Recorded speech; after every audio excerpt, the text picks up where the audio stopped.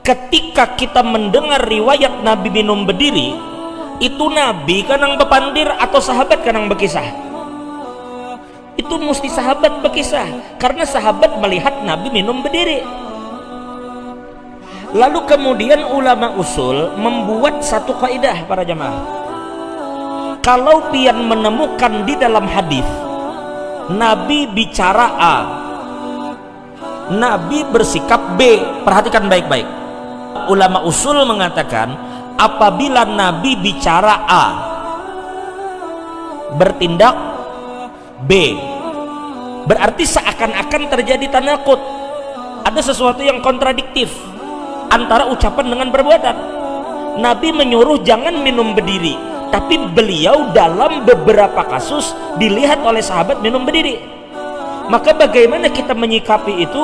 Maka ulama mengatakan idza ta'arada bainal qawli wal fi'li faquddimal qaul. Kalau antara ucapan Nabi dan tindakan dan sikap Nabi terlihat seakan-akan berbeda, maka yang kita pegang adalah ucapan Nabi.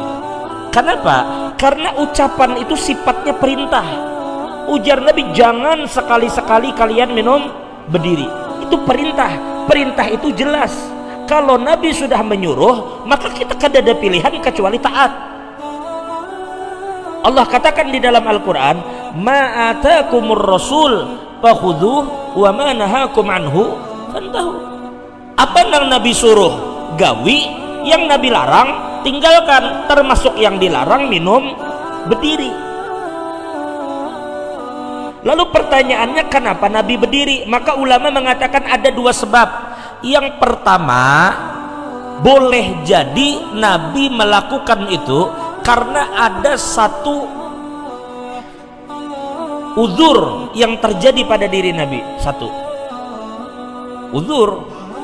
Yang kedua adalah untuk menjelaskan hukum kepada umat. Kalau suatu saat umat dalam keadaan susah, inya boleh minum berdiri, tetapi hukum asalnya duduk dulu. Kecuali ada perkara yang menyusahkan, silahkan berdiri. Itu maksudnya.